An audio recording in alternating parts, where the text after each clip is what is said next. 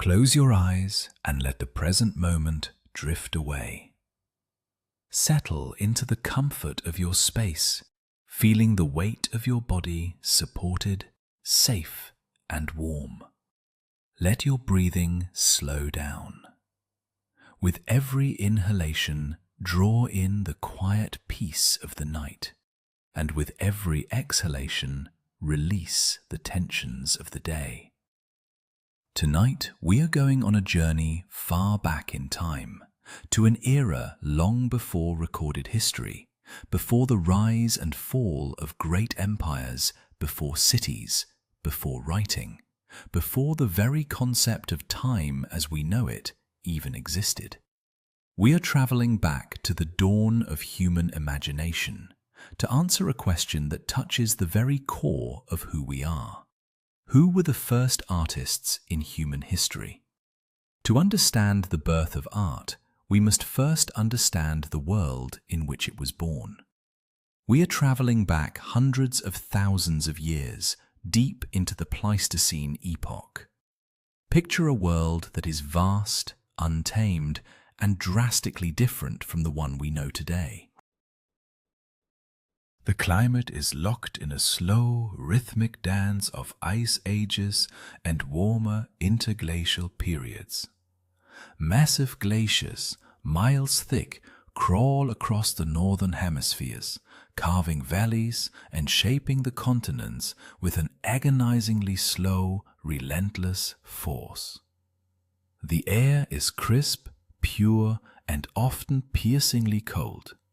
The landscapes are dominated by sweeping tundras, endless golden steppes, and dense, dark, primeval forests that stretch out to the horizon. In this ancient wilderness, giant creatures roam the earth. Woolly mammoths with great, sweeping tusks lumber across the frozen plains, their massive footfalls sending faint tremors through the earth. Cave lions, fierce and solitary, stalk through the tall grasses. Enormous cave bears sleep in the deep, dark limestone caverns that dot the rocky landscapes.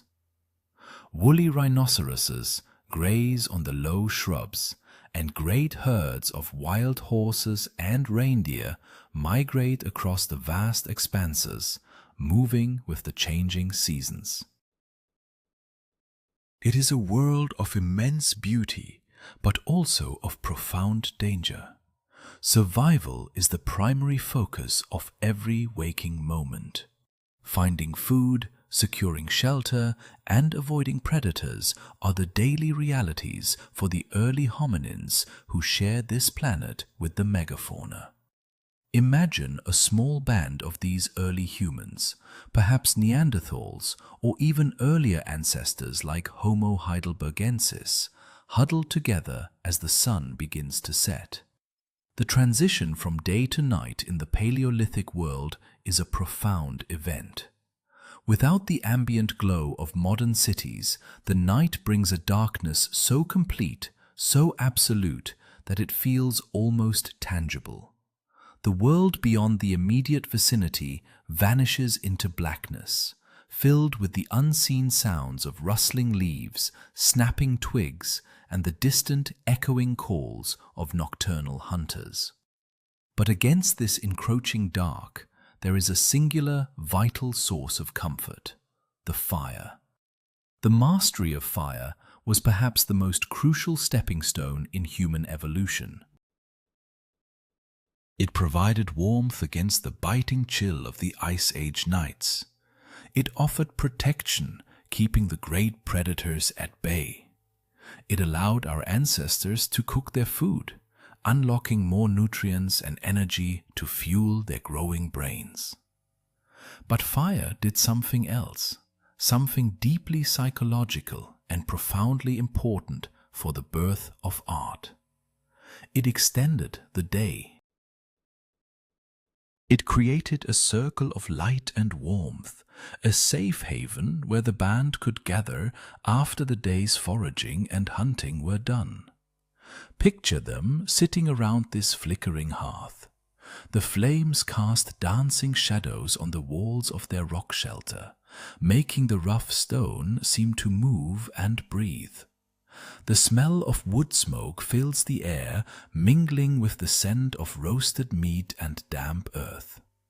In this warm, illuminated space, the strict demands of survival momentarily ease.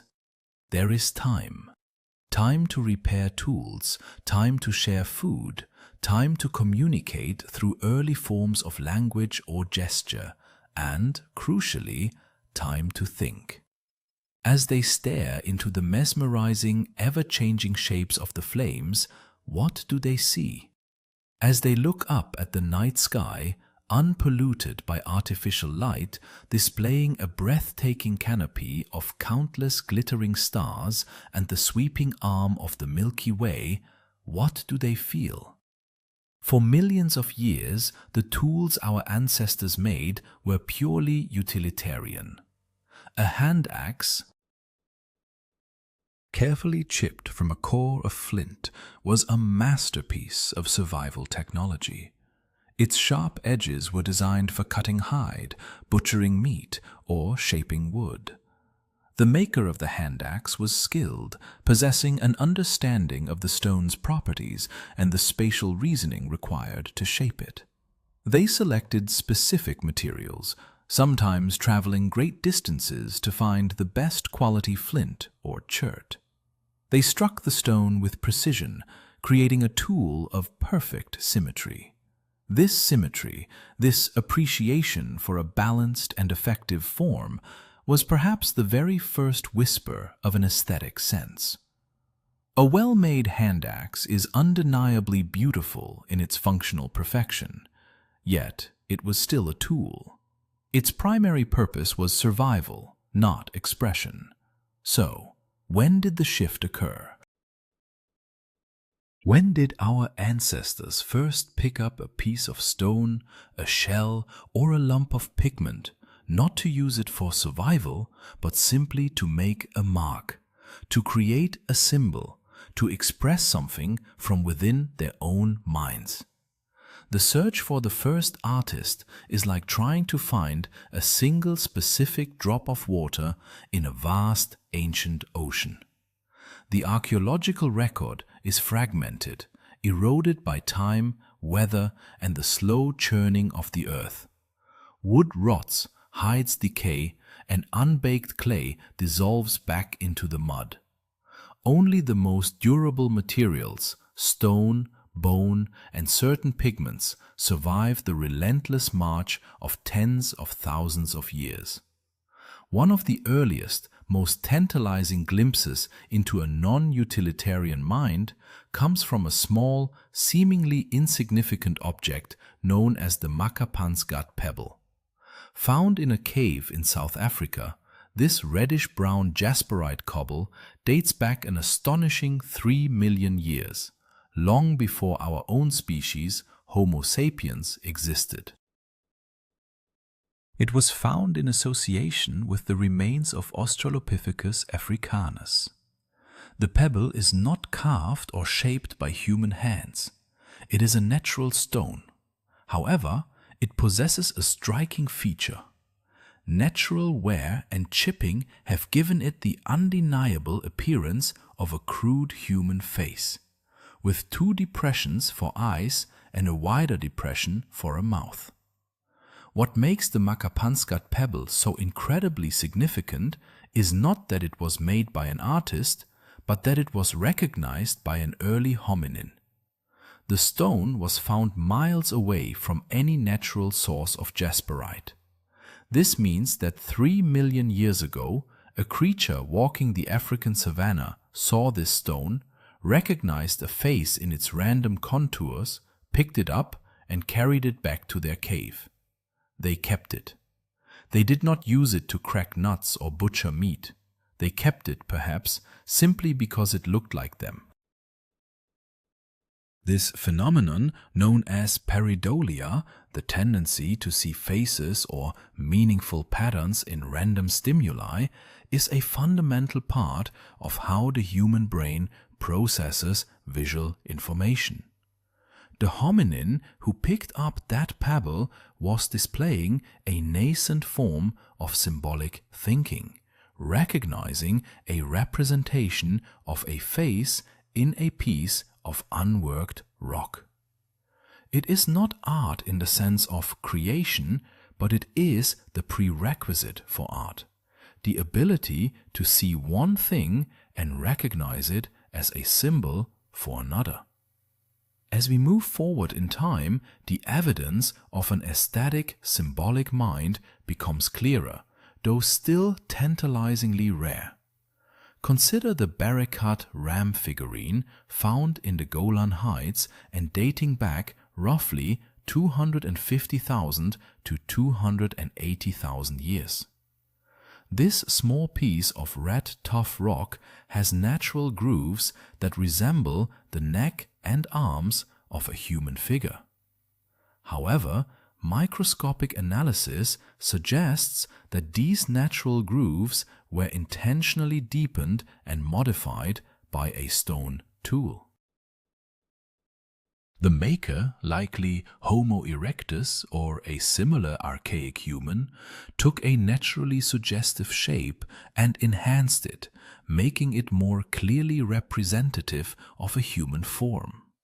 Similarly, the tantan figurine from Morocco, dating to around 400,000 years ago, shows a naturally human-like piece of quartzite that appears to have been slightly modified and perhaps even covered with red pigment.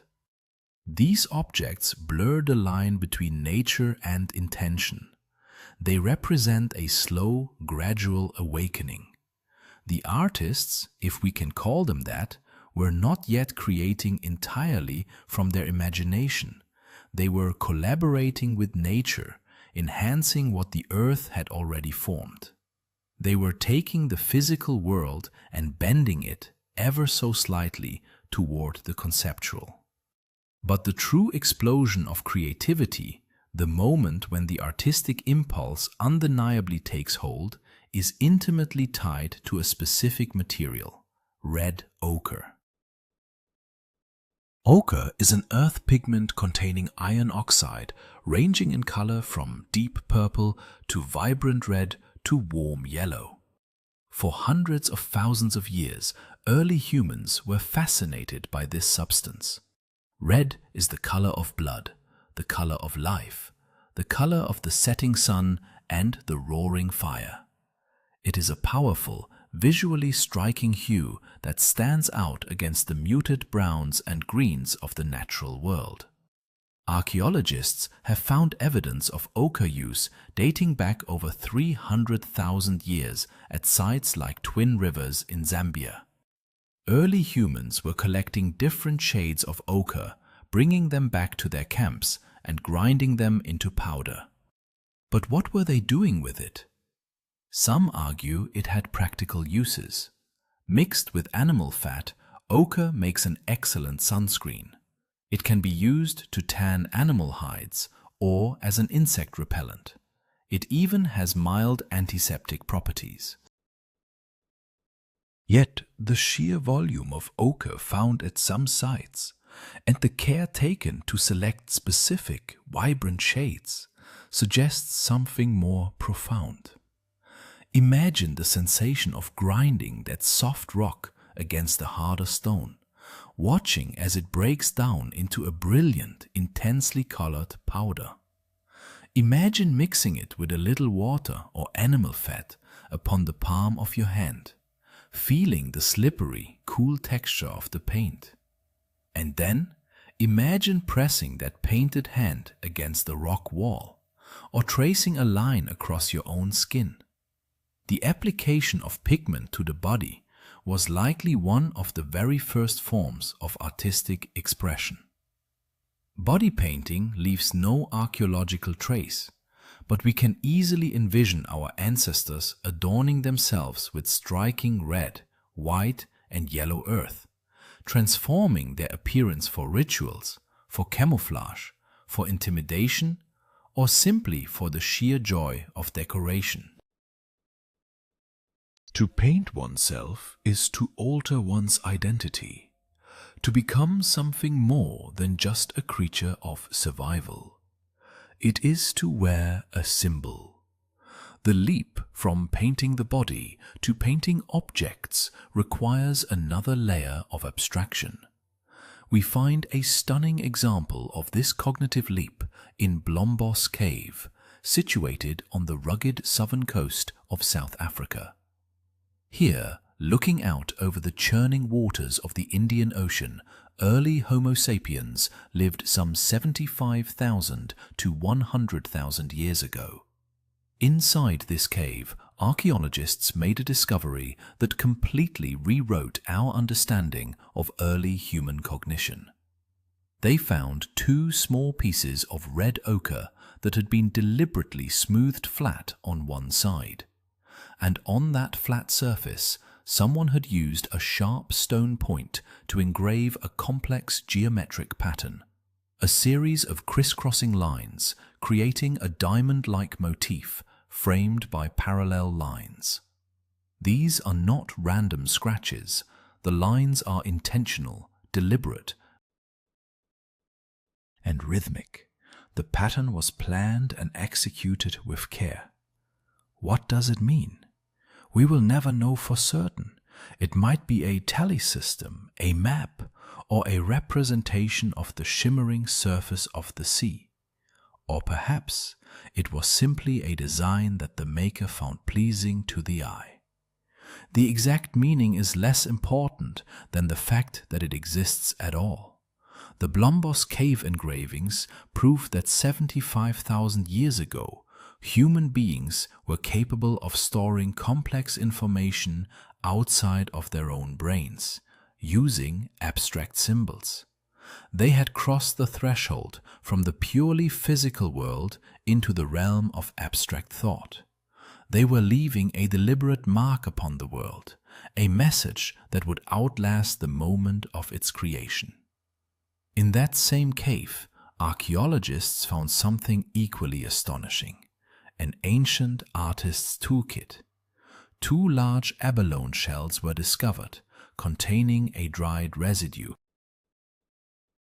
When analyzed, the residue turned out to be a carefully prepared liquid mixture of red ochre, crushed seal bone, charcoal, quartzite, and liquid, likely water or urine. It was paint, and next to the shells were the tools used to make it: quartzite cobbles for grinding the pigment, and delicate bone spatulas stained with red used to stir the mixture.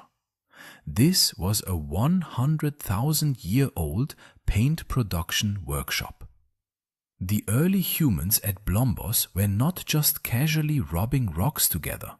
They were chemists, carefully formulating a compound with specific colors and binding properties.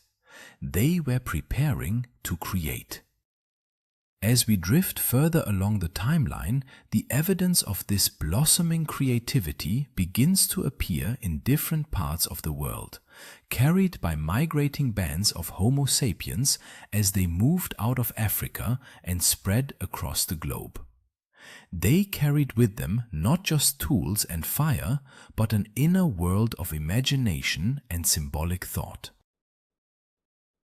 They were observing the world with a new intensity, not just looking for food or danger, but looking for meaning, for beauty, for connection.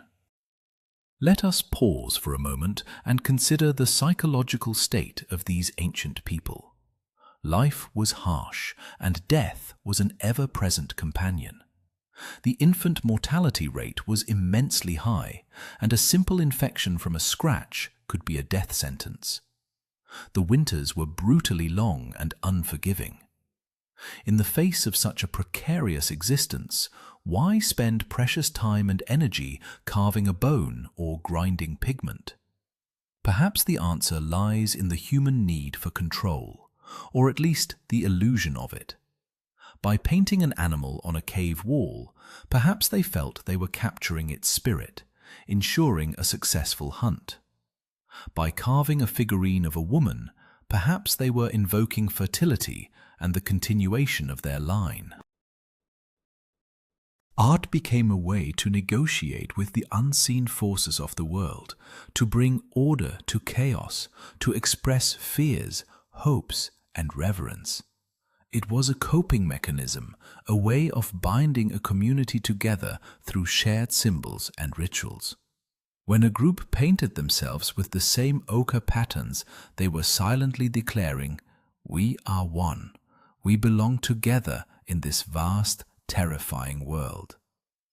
This deep human need for connection and expression culminated in one of the most awe-inspiring phenomena in human history, the phenomenon of Paleolithic cave art.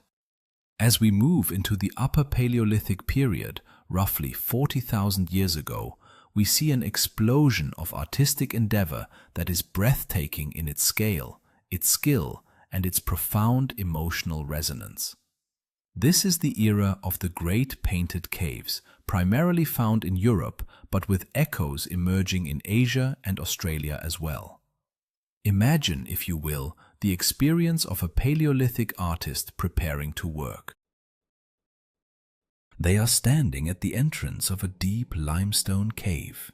The entrance is familiar, perhaps used for shelter during harsh weather.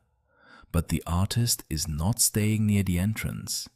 They are preparing to go deep on the ground, into a realm of eternal darkness, cold, and silence. They gather their supplies, lumps of red ochre and black manganese dioxide, hollowed out animal bones to use as pipes for blowing pigment, tufts of animal hair tied to sticks to use as brushes, and flat stones to act as palettes. Crucially, they also need light. They carry simple lamps, hollowed stones filled with animal fat, perhaps from a reindeer or a bear, with a wick made of twisted moss or juniper twigs. They light the wick. The flame is small, flickering, casting a dim golden glow that barely penetrates the thick blackness of the cave.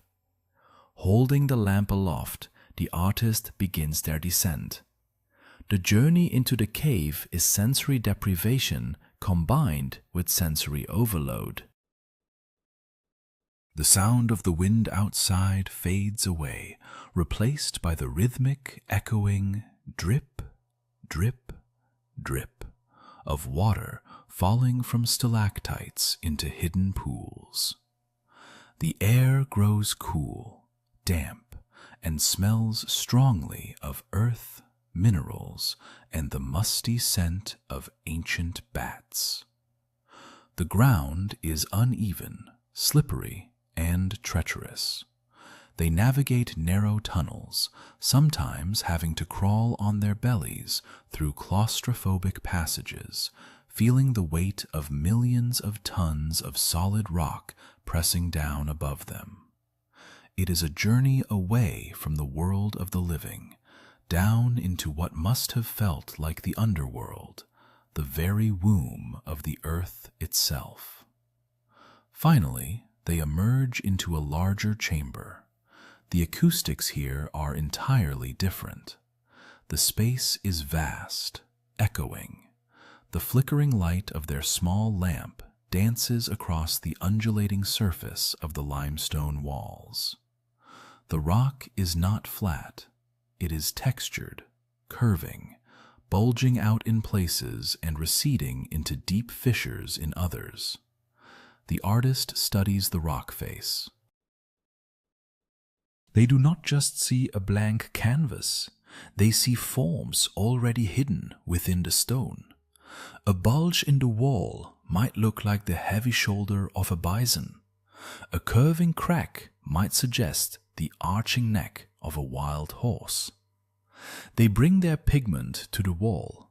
Perhaps they start with a simple outline, drawing a thick black line of charcoal to define the back of an animal. They use the natural contours of the rock to give the figure a three-dimensional quality, a sense of volume and mass. Then they begin to apply color. They might rub the soft red ochre directly onto the rough stone, the texture of the wall breaking up the pigment into a soft, textured gradient. They might chew a piece of charcoal and spit it onto the wall to create a misty, stippled effect, or use their hands to smear the fat-mixed paint, blending colors together. Let us travel to the island of Sulawesi in Indonesia, to a cave called Liang Tongji. Here, hidden in a remote valley, is a painting that currently holds the title for one of the oldest known figurative artworks in the world, dating back at least 45,000 years. Painted on the ceiling of the cave in rich, dark red pigment is a life-size depiction of a warty pig, a species native to the island. The painting is astonishingly well observed. The artist captured the distinctive facial warts, the short legs, and the bristly crest of hair along the animal's back. It is not just a crude symbol, it is a portrait of a living, breathing creature. And painted just above the pig's hindquarters are two human hand stencils. The hand stencil is one of the most powerful and evocative images in all of ancient art. The process is simple yet profound. The artist places their hand flat against the cold stone of the cave wall. They take a mouthful of liquid pigment, red ochre mixed with water and saliva, and they blow it forcefully over their hand, using their lips like a primitive airbrush. When they pull their hand away, a negative image remains. A perfect silhouette surrounded by a halo of vibrant red color. Look at that handprint on the wall of Liang Tongji, or the hundreds of similar handprints found in the Cueva de las Manos in Argentina, or the caves of France and Spain. Across thousands of miles and tens of thousands of years, early humans were performing the exact same act. They were reaching out through the darkness, pressing their flesh against the stone and leaving a permanent record of their presence. When we look at a Paleolithic hand stencil today, the gap of millennia seems to collapse. The hand is often the same size as our own. We can see the shape of the fingers, the spread of the palm. It is an intensely personal signature. It is a voice echoing from the deep past, saying clearly and undeniably across the vast abyss of time, I was here, I existed, I saw this world, and I left my mark. It is a hauntingly beautiful gesture of immortality. Let us travel from the tropical warmth of ancient Indonesia across the vast expanse of continents and millennia back into the deep, freezing heart of Ice Age Europe. We are in the valley of the Ardèche River in southern France. The landscape is a harsh, beautiful tundra swept by cold winds of the massive alpine glaciers. It is roughly 36,000 years ago. In the side of a limestone cliff overlooking the river gorge, there is an opening. Today we know the magnificent gallery that lies beyond this opening as Chauvet Cave. For over 20,000 years, the entrance to Chauvet was completely sealed by a massive rockfall, locking the interior away from the changing world, preserving it as a perfect, undisturbed time capsule. When explorers finally cleared the narrow passage in 1994 and shone their lights into the darkness, they were the first human beings to lay eyes on these walls in millennia. What they found completely shattered our understanding of the timeline of human artistic development. Before Chauvet, it was assumed that art began with crude, simple scratches and slowly, over tens of thousands of years, evolved into the sophisticated masterpieces found in later caves like Lascaux. But Chauvet proved that the earliest artists were already masters of their craft. From the very beginning, human genius was fully formed. Imagine walking through the immense chambers of Chauvet. The air is still, the temperature a constant, cool 54 degrees. The floor is littered with the bones of ancient cave bears who came here to hibernate and die, their massive skulls calcified into the rock. As you lift your flickering torch, the light sweeps across a limestone wall that has been deliberately scraped clean by human hands. The soft outer layer of rock removed to reveal a pale, blank canvas beneath. And there, emerging from the pale stone, is a breathtaking procession of Ice Age megafauna. The artists of Chauvet were not primarily interested in painting the animals they ate, like reindeer or ibex. They were obsessed with the great predators, the animals that inspire terror and awe.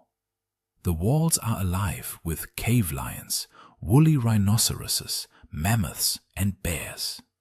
Look closely at the panel of the horses. Here, 4 horse heads are drawn in charcoal, overlapping each other, receding into the background to create a stunning sense of perspective and depth. The artist understood how to use shading to convey the volume of the horses' cheeks, the curve of their muzzles. They used a technique called stumping, smudging the charcoal with their fingers or a piece of hide to create soft, dark gradients, giving the animals a remarkably three-dimensional quality.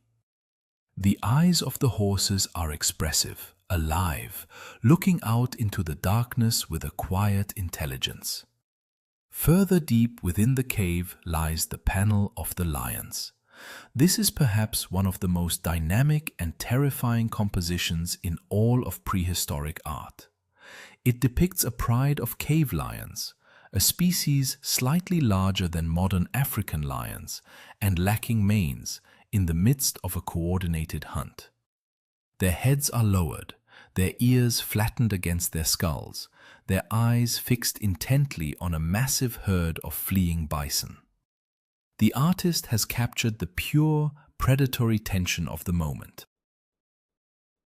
The coiled energy of the lions just before they strike. And they have done so with remarkable economy of line, using just a few sweeping strokes of charcoal to define the fierce, focused profiles of the hunters. What is truly mesmerizing about the art of Chauvet is the way the artists played with movement and time. In the flickering, unstable light of a fat lamp or a small fire, the uneven surfaces of the cave walls would have seemed to shift and dance. The artists deliberately utilized this effect. They often drew animals with multiple heads or multiple sets of legs, superimposed one over the other. To the modern eye, under the harsh, flat glare of electric floodlights, it might look like a mistake or a stutter in the drawing. But in the dim, dancing light of a Paleolithic flame, this technique creates an extraordinary optical illusion. As the shadows move, the animal appears to move with them. The rhino tosses its heavy horned head. The horse shifts its stance. The 8-legged bison appears to be running across the stone. It is the very first form of animation, a cinematic experience created tens of thousands of years before the invention of film. The artists of Chauvet were not just decorators, they were magicians, bringing the cold stone to life. But why? Why go through the immense effort, the danger, and the fear of entering these deep, lightless spaces to create masterpieces that very few people would ever see? The caves were not living spaces. the soot from their fires, the discarded tools, the remains of their meals, these are all found near the cave entrances, where the sunlight reached. The deep interior was reserved for something else. To understand their motivation, we must try to step into their worldview, a worldview fundamentally different from our modern scientific understanding of the universe. For the Paleolithic mind, the world was likely animistic. Every rock, every tree, every river, and every animal was imbued with a spirit, a vital force. The boundary between the physical world and the spiritual world was not a solid wall, but a permeable membrane. And the deep caves plunging down into the bowels of the earth were perhaps seen as the ultimate crossing point, the gateway to the underworld, where the spirits of the great beasts resided. When a Paleolithic artist placed their hand on the cave wall, they were not just touching stone, they were touching the veil between worlds. The rock itself was not a passive surface, but an active participant in the ritual. This is why they so often used the natural shapes of the cave, a bulge that looked like a bison's hump, a fissure that resembled a bear's back. The animal was already there, living inside the rock. The artist's role was simply to draw it out, to coax the spirit from the stone with charcoal and ochre. We can imagine the painting process as a deeply spiritual event, perhaps accompanied by chanting, rhythmic drumming on the resonant stalactites, and the sensory alteration caused by darkness, cold, and lack of oxygen. The shaman or artist, in a trance-like state, channels the essence of the animal. By capturing its image, they are capturing its power.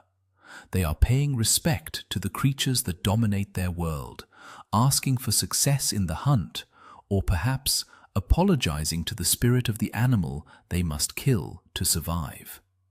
The cave becomes a sanctuary, a cathedral of the Ice Age, where human beings come to commune with the forces of nature that govern their fragile existence. Let us drift forward in time, leaving Chauvet behind and traveling some 18,000 years closer to the present. The worst of the Ice Age is beginning to loosen its grip. The glaciers are slowly retreating, and the flora and fauna are shifting. We are still in France, but we have moved to the Dordogne region. Here, hidden beneath a pine forest, lies a cave that has been called the Sistine Chapel of Prehistory, Lascaux. The discovery of Lascaux in 1940 is a legendary tale. 4 teenage boys, wandering the woods with their dog, Robot, stumbled upon a hole in the ground where a tree had been uprooted. When the dog disappeared into the hole, the boys widened the opening and climbed down to rescue him. They dropped into a dark shaft and found themselves in a cavernous hall. When they struck matches and held up their crude oil lamps, the darkness retreated to reveal a spectacle of unimaginable grandeur. Unlike Chauvet, where the art is rendered mostly in black charcoal, Lascaux is an explosion of color.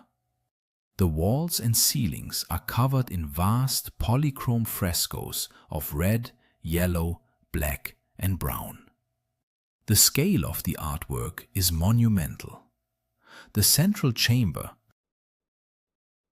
known as the Hall of the Bulls, features massive aurochs, the giant, fierce ancestors of modern cattle, some measuring over 17 feet long.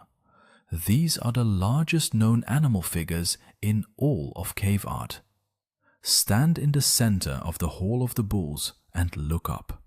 The ceiling arches above you, a swirling dynamic vortex of animal life. The great white bulls, outlined in thick black pigment, dominate the space.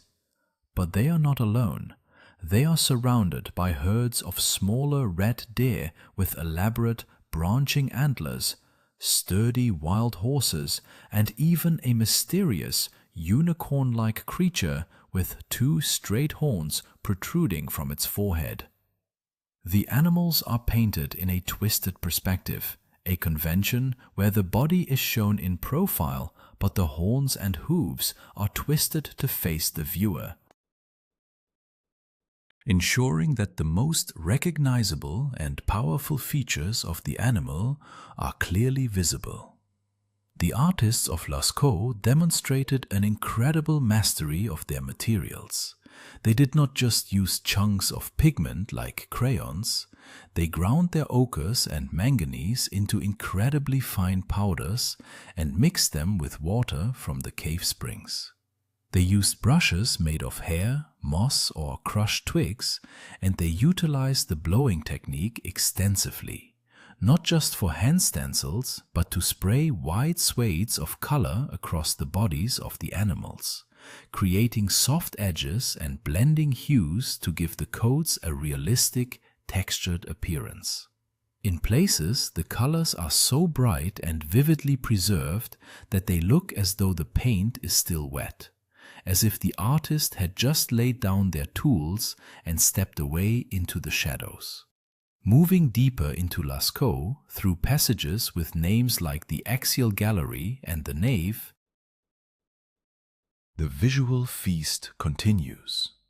You encounter the famous panel of the __quote_2___, a black bovine figure painted over a group of small horses, its rear legs seemingly slipping into a fissure in the rock.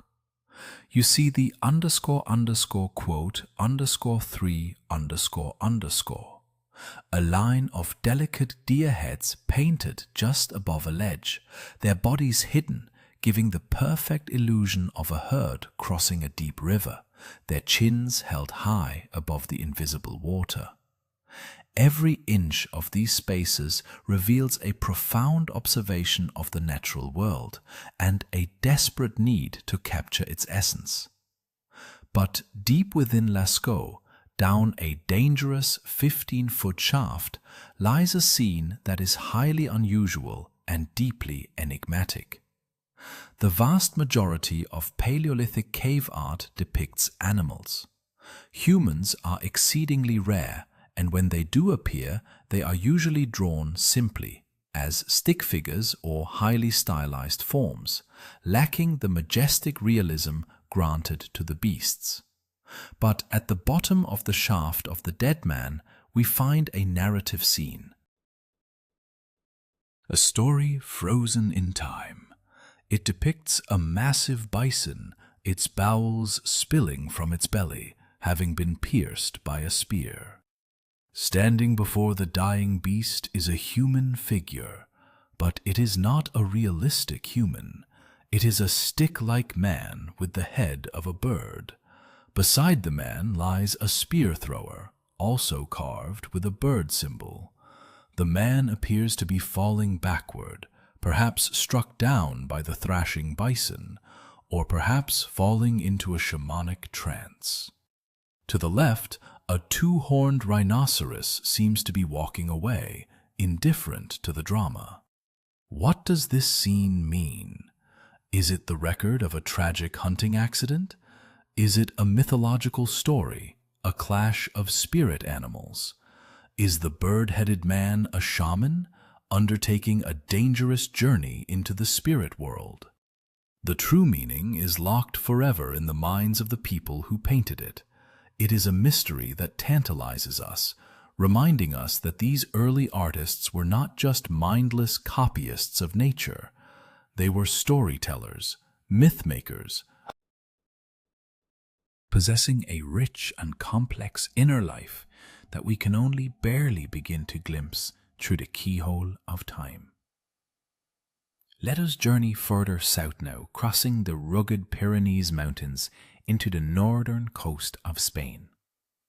Here, amidst the rolling green hills, lies another jewel in the crown of Paleolithic art, the Cave of Altamira.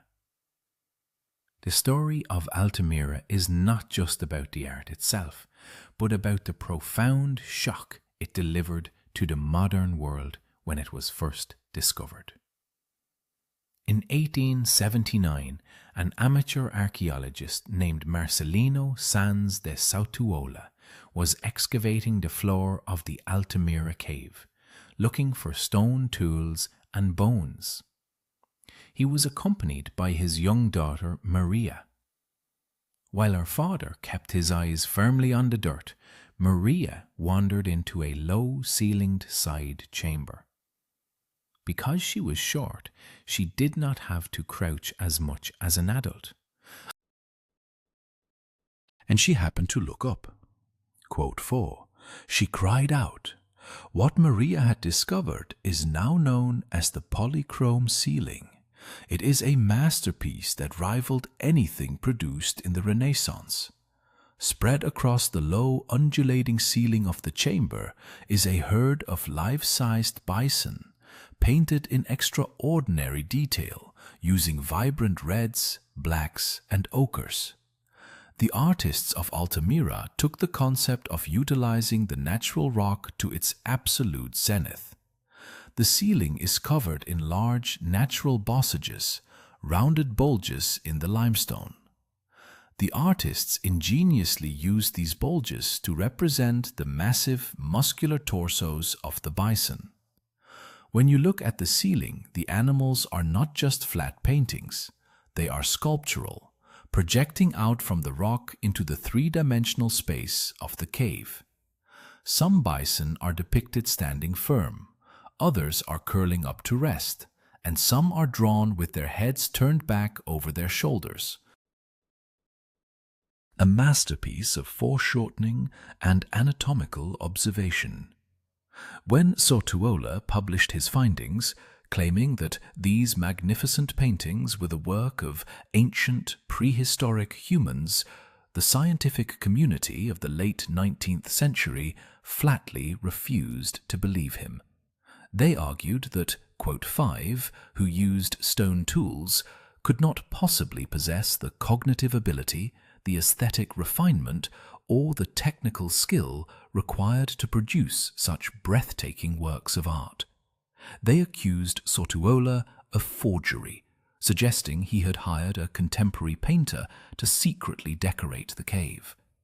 Sautuola died in disgrace, his reputation ruined.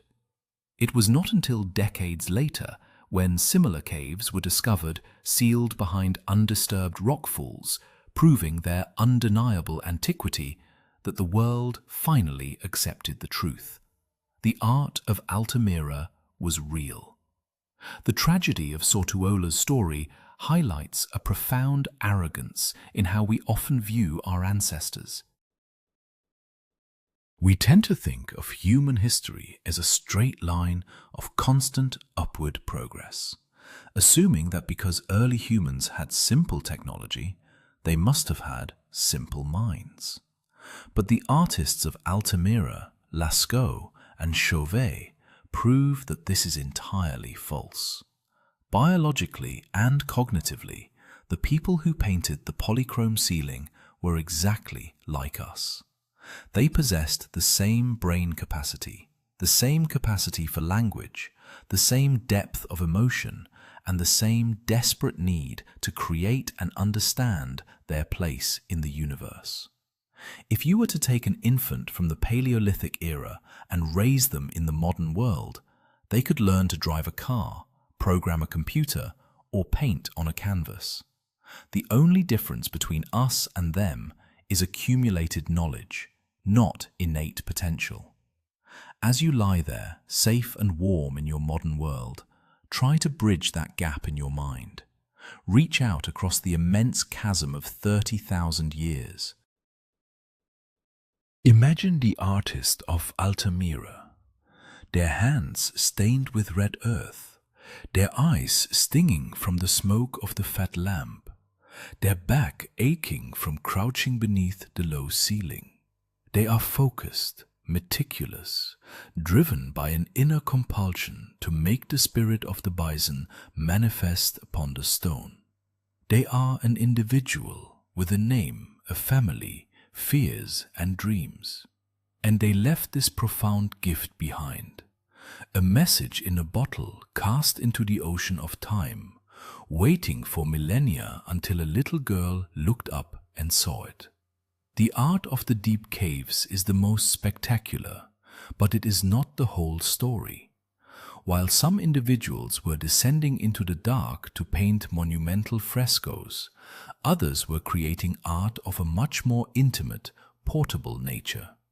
This brings us to another fascinating chapter in the story of the first artists, the creation of mobiliary art, small objects carved from bone, ivory, antler and stone, designed to be carried, handled and perhaps worn. These small objects offer a different kind of insight into the Paleolithic mind. Cave art is fixed, immovable, tied to a specific geographic location and perhaps to specific rituals performed in that space. But a carved piece of mammoth ivory can travel.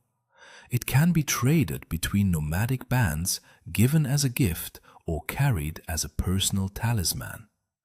It represents art woven into the fabric of daily life, something you can hold in the palm of your hand, feeling the smooth polish of human touch accumulated over years of handling. One of the most iconic categories of this portable art is the so-called Venus figurines. These are small statuettes, usually depicting the female form, found across a vast expanse of Eurasia, from the Pyrenees in France to the plains of Siberia. The term Venus was coined by 19th century archaeologists and is somewhat misleading as it imposes later Roman concepts of a goddess of beauty upon ancient objects whose true purpose is unknown. But the figurines themselves are undeniably powerful. Let us look at one of the most famous examples, the Venus of Willendorf. Discovered in Austria in 1908, this small figure is only about 4.5 inches tall, carved from a type of Utilitarian limestone that is not local to the area where it was found, meaning it was carried over a long distance. It dates to roughly 30,000 years ago. The Venus of Willendorf is not a realistic portrait of a specific woman. It is an exaggeration, a highly stylized representation of the female form. The face is completely blank, covered by a pattern of deep incisions that might represent a woven hat or a complex hairstyle. The arms are tiny and rest upon massive breasts. The abdomen is hugely enlarged and the thighs and hips are drastically swollen. The figure tapers down to tiny legs with no feet. Traces of red ochre found on the statue suggest it was once completely covered in bright, blood-red pigment. What was the purpose of this figure and the dozens of others like it? Because the sexual characteristics and signs of pregnancy are so heavily emphasized, while the face and limbs are minimized, many scholars believe these figurines were symbols of fertility, reproduction, and the continuation of the species. In the brutal, unforgiving environment of the Ice Age, ensuring the birth and survival of children was the absolute highest priority for any band of humans. A figurine like the Venus of Willendorf might have been a magical charm used in rituals to aid conception or ensure a safe childbirth. Alternatively, some researchers suggest a different, fascinating perspective. What if we are looking at these objects from the wrong angle?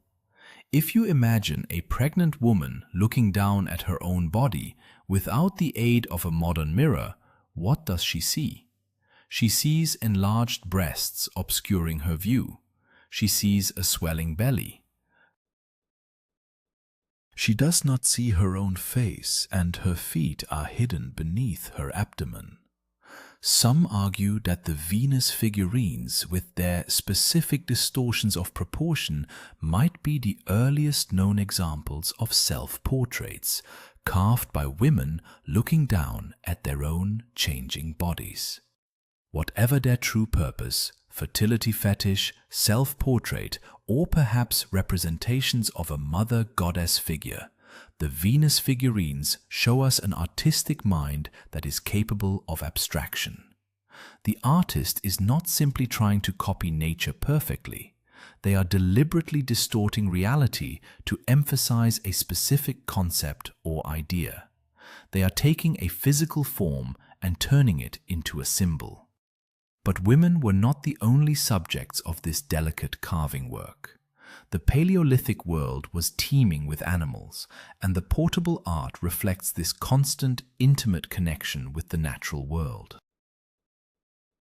In the caves of the Swabian Jura in southwestern Germany, archaeologists have found some of the oldest, most exquisite portable carvings in existence, dating back an astonishing 40,000 years. This is the period when anatomically modern humans, Homo sapiens, were first arriving in Europe, and their arrival seems to have been accompanied by an explosion of creative energy. Imagine a craftsman sitting by the fire in one of these German caves, holding a piece of heavy, dense mammoth ivory. Using sharp flint tools, they painstakingly carve away the hard material. It is slow, arduous work, requiring immense patience and precision. From this piece of tusk, they create a tiny, delicate masterpiece. A water bird in flight, its neck outstretched, perfectly balanced. From another piece, they carve a tiny horse head, its neck arching gracefully, a pattern of tiny, incised crosses running along its spine. These carvings are so small they can be hidden in a closed fist. Some have small holes drilled through them, suggesting they were worn as pendants on a necklace or sewn onto clothing. Imagine a hunter wrapped in heavy animal hides against the biting cold, wearing a necklace strung with a tiny ivory mammoth, a carved bear, or a soaring bird. Were these decorations, badges of identity, or were they protective amulets designed to imbue the wearer with the strength of the bear, the endurance of the mammoth, or the swiftness of the bird? The line between art and magic in the prehistoric mind was likely non-existent. To wear the image of the animal was to carry a piece of its power. Among these Swabian Jura carvings, there is one figure that stands out, a piece so extraordinary and profound that it forces us to completely re-evaluate the complexity of the early human mind. It is known as the Löwenmensch, or the Lion Man of Hohenstein-Stadel. This figurine is much larger than the others, standing nearly a foot tall, and was pieced together from hundreds of shattered fragments of mammoth ivory found deep within a cave. When the archaeologists finally reassembled it, they revealed a creature that does not exist in nature. The figurine has the legs and upright posture of a human being, but the broad shoulders and, crucially, the head of a fierce cave lion. The Lion Man is at least 38,000 years old. It is the oldest known unquestionable representation of a mythical being, a product purely of human imagination. To carve a horse or a bird requires observation and memory. You look at the world, remember what you saw, and replicate it. But to carve a creature that is half human and half lion requires a profound cognitive leap. It requires the ability to take discrete elements from the physical world and combine them in the mind to create something entirely new, something that exists only in the realm of thought and myth. Think about the implications of the Lion Man. Why would someone spend an estimated 400 hours, weeks of painstaking work with stone tools to carve a creature from a dream? It suggests a society that had shared stories, myths, and religious beliefs. Perhaps the Lion Man was a deity, a spirit being that could walk between the human world and the animal world. Perhaps it represents a shaman undergoing a transformation during a trance, taking on the spirit of the apex predator to guide the souls of the dead or ensure the success of the living. The existence of the Lion Man proves that tens of thousands of years ago, human beings were telling stories around the fire. They were asking the big questions. Where do we come from? What happens when we die? What is our relationship to the powerful forces of nature? And they were using art, not just language, but physical, tangible art to give form to their answers. As the fire burns down to glowing embers, casting long, fading shadows across the cave wall, let us consider the soundscape of this ancient world. Thus far, we have focused on visual art, paintings on walls and carvings in ivory. But the artistic impulse of our ancestors was not limited to what they could see and touch. They also sought to shape the very air around them. They were musicians.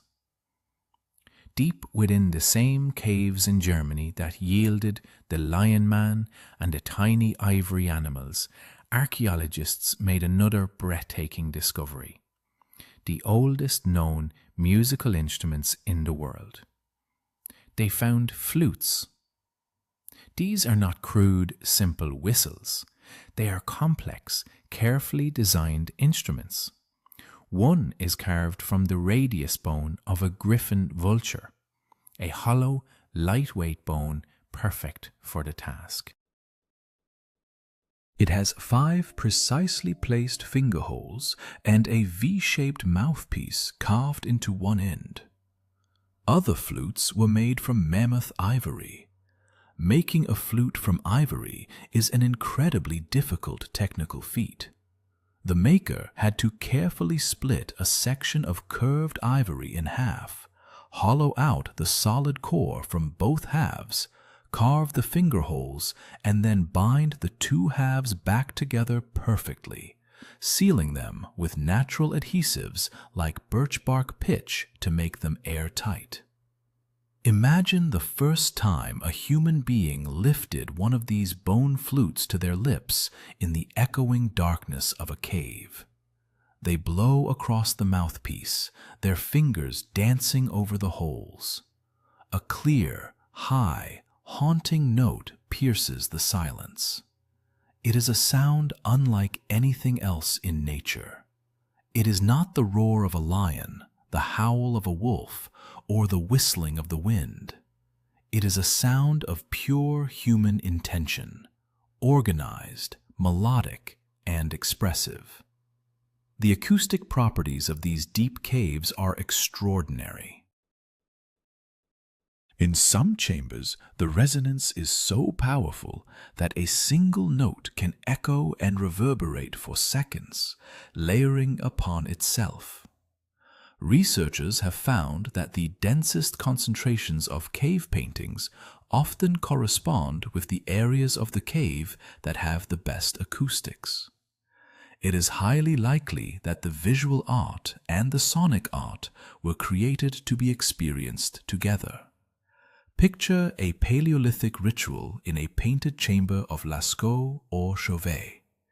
The flickering light of the fat lamps makes the painted bison and lions appear to move, and filling the air is the rhythmic, hypnotic thumping of hands upon resonant stalactites, nature's xylophones, accompanied by the soaring, ethereal melodies of vulture bone flutes. The shadows dance, the music swells, and the participants are transported. They are no longer just cold, hungry humans huddled in a cave. They are part of a profound, transcendent experience, connecting with the spirits of the earth, the animals, and their ancestors. Music, like the visual arts, is an expression of our deep need for pattern, harmony, and emotional release. The people who carved those flutes 40,000 years ago felt the urge to make beauty out of thin air. They understood pitch and scale. A replica of the vulture bone flute has been played by modern musicians, and it is capable of producing a pentatonic scale, the foundation of much of the world's music today. Across the vast chasm of time, we share the same fundamental sense of harmony. The song of the Ice Age is not lost. Its echoes are still vibrating in every melody we create today. Let us now gently shift our gaze from the frigid landscapes of Ice Age Europe and travel across the globe to a land of harsh sun, red earth, and ancient mysteries. Australia. Here, the story of human art takes on a different rhythm, one that is deeply woven into the very fabric of the landscape and continues, unbroken, into the modern era. The Aboriginal peoples of Australia hold the title for the oldest continuous living culture on Earth. Their ancestors arrived on the continent at least 50,000, perhaps even 65,000 years ago, navigating across open ocean from Southeast Asia. And from the moment they set foot on this new, vast land, they began to paint it, carve it, and sing it into their consciousness. Unlike the deep, isolated caves of Europe, where art was hidden away in the dark, much of the ancient art of Australia is found in rock shelters, overhangs, and on open rock faces. It is art that lives in the light, art that is part of the daily environment. And it is incredibly abundant. The continent is home to potentially millions of individual rock art sites, a vast open-air gallery documenting tens of thousands of years of human thought, belief, and survival. In the rugged Kimberley region of northwestern Australia, hidden among the remote gorges and sandstone escarpments, we find some of the most enigmatic and striking figures in all of ancient art, the Guyon-guyon figures. These paintings are extraordinarily graceful and complex. They depict human figures, highly stylized and elongated, often adorned with elaborate headdresses, tassels, armbands, and carrying boomerangs or barbed spears. They are painted in a deep mulberry red pigment that has literally seeped into the sandstone over millennia, becoming one with the rock itself. The figures are captured in moments of dynamic action, dancing, running, hunting. They exude a sense of movement, ceremony, and sophisticated culture. Dating the Guyon-guyon art has been incredibly difficult because the pigment contains almost no organic material to radiocarbon date. However, scientists have used an ingenious method. They date the ancient wasp nests that were built over the paintings or the mineral crusts that formed on top of them. These dating techniques suggest that the Guyon-guyon figures are incredibly old, likely painted between 12,000 and 17,000 years ago during the height of the last ice age, though some estimates push them back even further. What makes the Aboriginal art of Australia so unique and profound is that it is not a dead tradition. In Europe, the culture that produced Chauvet and Lascaux vanished millennia ago, buried beneath layers of time and changing populations. We can only guess at the meaning of their art. But in Australia, the art is intrinsically tied to the quote 8 or quote 9, the complex, overarching spiritual belief system of Indigenous Australians. The dreaming is not just a mythological past, it is an ever-present reality. It is the story of how ancestral spirit beings, taking the forms of giant animals, humans, or natural forces, moved across the barren earth during the time of creation. As they traveled, they shaped the mountains, carved the rivers, and created all living things. And critically, as they moved, they left their essence behind in the land, and they left their images on the rocks. For many Aboriginal groups, the rock art is not just a representation of an ancestral being, it is the ancestral being. To visit a rock art site is to visit a sacred place, a place of power where the energy of creation still resides. The art is an integral part of the landscape, a physical manifestation of the law, the history, and the spiritual map of the world. This concept of an unbroken, living connection to the art is something we see vividly in other forms of Australian Indigenous art, such as the later X-ray style found in Arnhem Land. Imagine standing before a massive rock shelter in the tropical north of Australia. The walls are covered in fish, kangaroos, and turtles, but they are not painted just as they appear on the outside. The artists have painted the skeletal structures and internal organs of the animals. You can see the spine, the heart, the lungs, and the digestive tracts rendered in delicate, intricate lines of white, yellow, and red ochre. To the modern eye, it looks almost like a scientific diagram, a prehistoric biological study. But for the Aboriginal artists, it was a way of depicting the complete truth of the animal, not just its superficial exterior. It shows a profound understanding of the natural world, a knowledge gained through thousands of years of careful observation and hunting. It is art that teaches, art that passes down crucial survival knowledge from one generation to the next, while simultaneously honoring the complex inner workings of the life that sustains them. And then there are the Wandjina figures of the Kimberley. These are powerful, haunting images of rain and cloud spirits. They are painted with large, round, halo-like headdresses, huge, dark eyes that seem to stare right through you, and conspicuously, they have no mouths. According to the Dreamtime stories, if the Wandjina had mouths, the rain would never stop falling, and the earth would be flooded. What is truly remarkable about the Wandjina and many other Aboriginal rock art sites is the practice of repainting. In Europe, a cave painting was finished, abandoned, and left to the silence of the dark. But in Australia, for thousands of years, traditional custodians of the land would return to the sacred sites and carefully paint over the ancient figures with fresh ochre. This was not considered vandalism or destroying the original artwork. Rather, it was a vital spiritual duty. The act of repainting refreshed the power of the ancestral spirit. It kept the dreaming alive.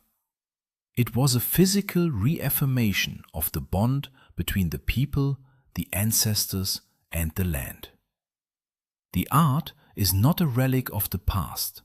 It is a verb, a continuous action of creation and connection that stretches back into the mist of time and continues into the present day.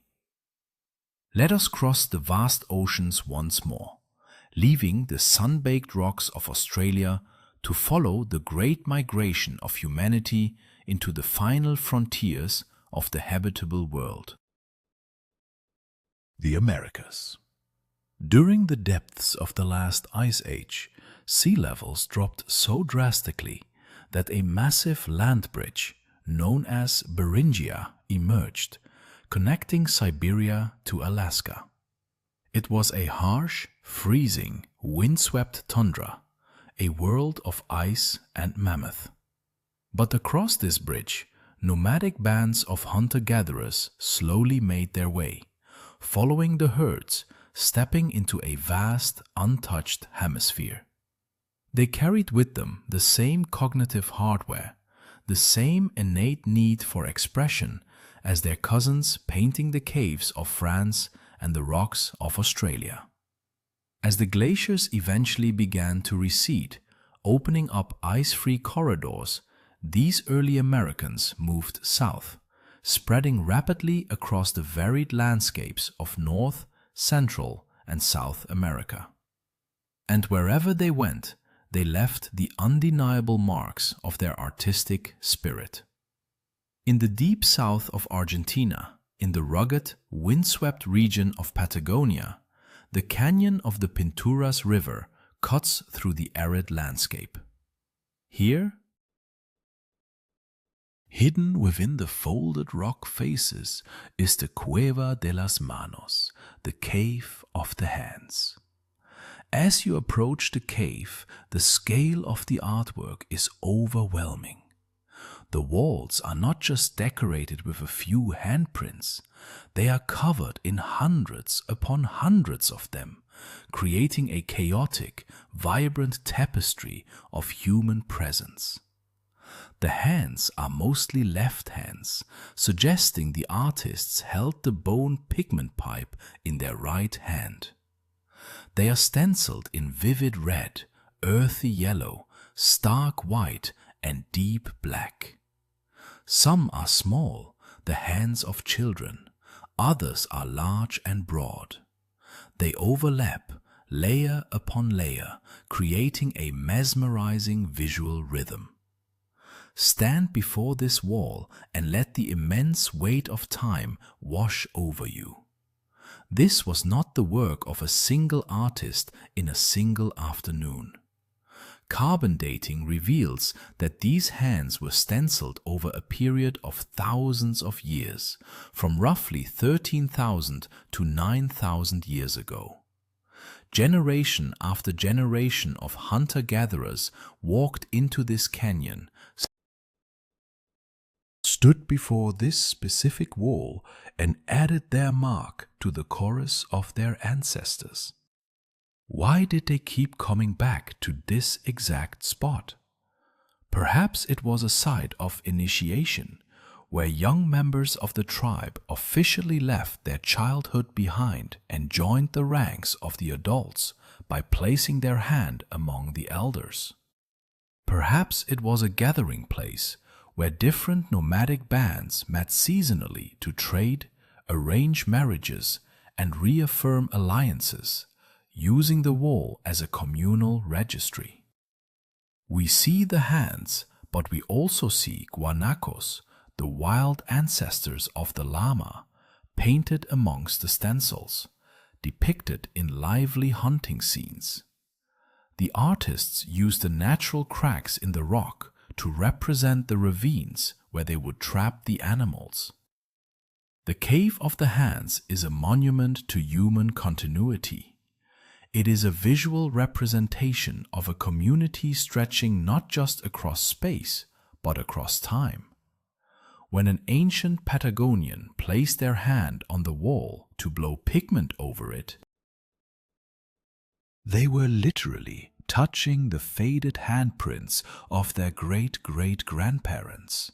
They were participating in a ritual that bound them to the past and secured their place in the future.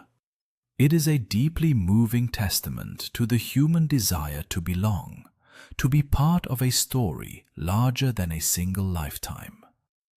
As we move closer to the present, roughly 12,000 years ago, the Earth undergoes a massive foundational shift.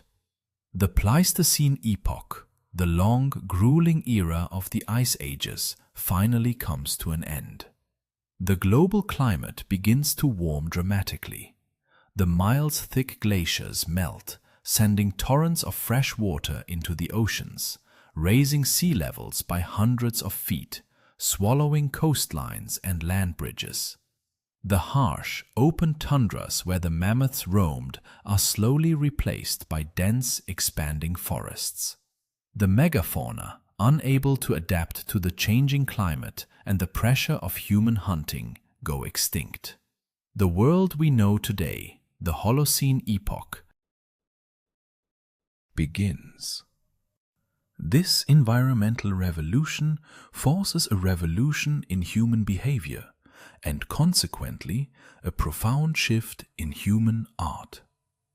For hundreds of thousands of years, our ancestors were nomadic, constantly on the move, chasing the herds and the changing seasons. But as the climate stabilized and certain regions became incredibly rich in natural resources, some bands of humans realized they no longer needed to travel. They could stay in one place. They could harvest wild grains, fish from the rivers, and begin the slow, arduous process of domesticating animals and plants. This is the dawn of the Neolithic period, the new Stone Age. With the shift from a nomadic lifestyle to a settled one, the nature of art transforms entirely. The canvas changes. We are no longer limited to the deep, hidden caves or the open rock faces of the wilderness.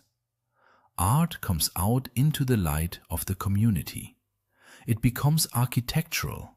It becomes monumental. To witness this extraordinary transition, we travel to the sun-baked plains of southeastern Turkey, to a ridge overlooking the Mesopotamian plain.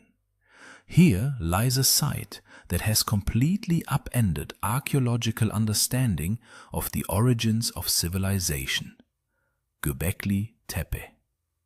Dating back an astonishing 11,500 years, thousands of years before the invention of writing, the wheel, or agriculture, Gebekli Tepe is the oldest known monumental temple complex in the world. It was built by hunter-gatherers, people who had not yet settled into farming communities, yet possessed the social organization and sheer willpower to construct something unimaginably vast. Close your eyes and try to envision the sheer physical labor involved. With no metal tools, using only flint, limestone and wood, these ancient people carved massive T-shaped limestone pillars out of the bedrock.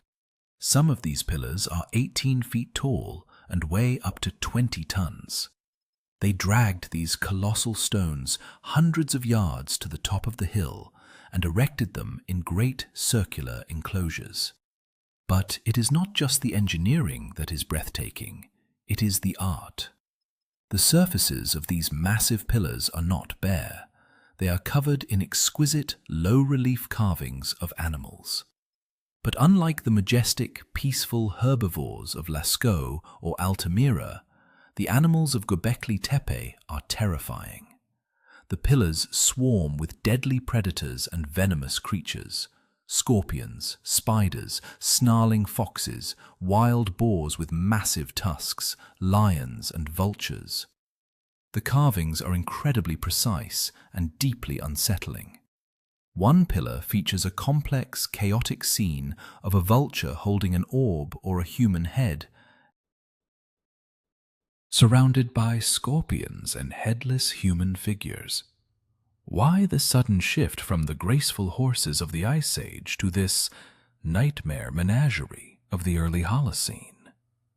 Scholars believe that Gobekli Tepe represents a massive psychological shift. In the Paleolithic deep caves, humans were small, vulnerable participants in a world dominated by nature. But at Gobekli Tepe, humans are building structures that dominate the landscape. The T-shaped pillars are highly stylized representations of the human form. They have carved arms, hands with long fingers wrapping around the sides of the stone, and belts with animal pelt loincloths. The human figures, represented by the giant pillars, are standing in the center of the circles, while the terrifying animals are carved onto their sides. It is a visual representation of humanity beginning to assert control over the natural world, a symbolic mastery over the wild. Dangerous forces of nature. Gebekli Tepe was not a city. There is no evidence that anyone lived there permanently. It was a pilgrimage site, a cathedral on a hill, where scattered bands of hunter-gatherers would gather from across the region to feast, perform rituals, and perhaps to collectively bury their dead. The art here was a unifying force, a shared religious iconography that bound disparate groups together to achieve an architectural feat that required generations of coordinated effort. It is the beginning of organized religion, and art is its primary vehicle. As communities continue to settle, the canvas of art becomes even more intimate, the walls of the home. Travel just a few hundred miles west of Gebekli Tepe to the plains of central Anatolia, and we arrive at Çatalhöyük, a massive, bustling Neolithic settlement dating back roughly 9,000 years. Çatalhöyük was a remarkably dense, honeycomb-like city. There were no streets.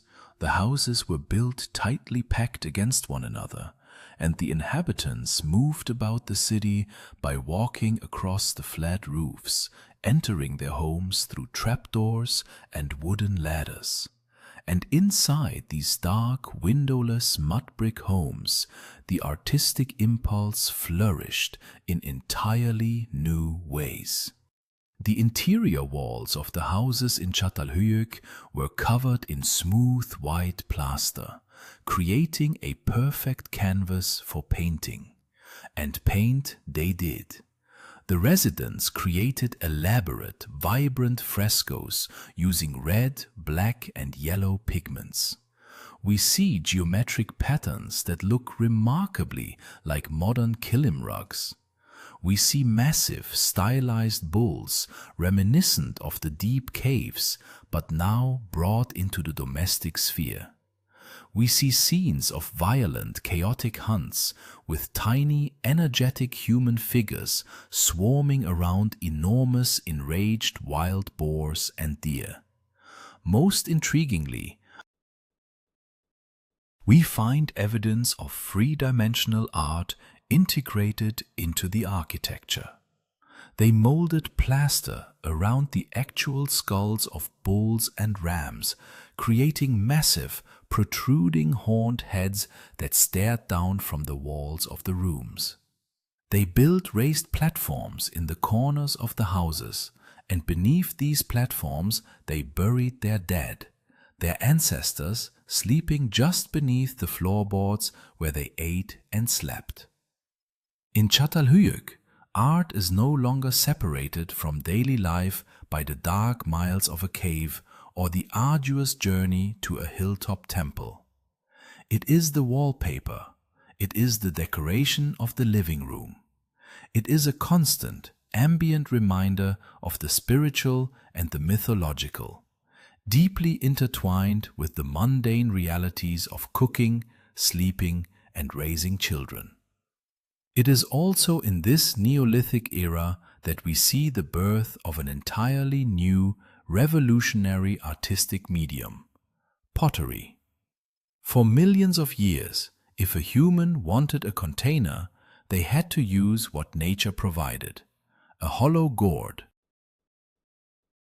a woven basket, a stitched animal bladder, or a carved piece of wood or stone.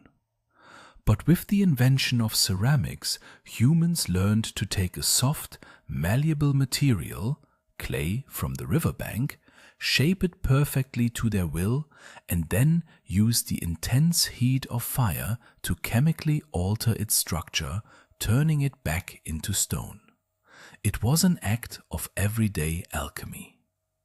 At first, pottery was purely functional, designed to store grain and cook the new agricultural foods. But the human mind cannot leave a blank surface alone. Almost immediately, the makers of these pots began to decorate them. They pressed shells, twigs, and fingernails into the wet clay to create textures. They painted them with slips of colored earth. Look to the Jomon culture of ancient Japan. Starting some 14,000 years ago. The word quote 10 literally means quote 11. These ancient foragers created some of the oldest and most elaborate pottery in the world. They pressed twisted cords of plant fiber into the wet clay before firing, creating incredibly intricate, textured patterns that covered the entire vessel. As the culture developed, their pottery became wildly extravagant, with massive, swirling, flame-like rims that served no practical purpose but were profound expressions of aesthetic joy and technical mastery. The pot was no longer just a vessel for boiling water. It was a sculpture. As we drift toward the dawn of recorded history, toward the great civilizations of Mesopotamia, Egypt, the Indus Valley, and China, the stream of art broadens into a massive river. The invention of the potter's wheel allows for perfect symmetry. The mastery of metallurgy introduces bronze and gold, materials that can be cast, hammered, and polished to a blinding shine.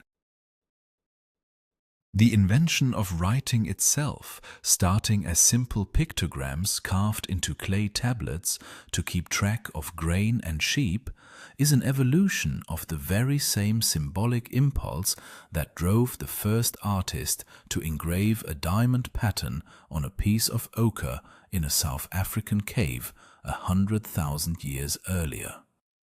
The history of early art is not a story of primitive creatures slowly learning to draw. It is the story of a mind awakening. It is the story of a species that looked at the cold, indifferent universe and decided to talk back. When you strip away the millennia, when you peel back the layers of technology, cities, and modern anxieties, what remains is the fundamental core of what makes us human. We are the storytellers.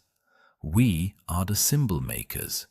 We are the creatures who dream and who possess the desperate, beautiful need to pull those dreams out of our heads and make them real in the physical world. The first artist was not a single individual, a solitary genius who suddenly invented drawing. The first artist was a collective awakening.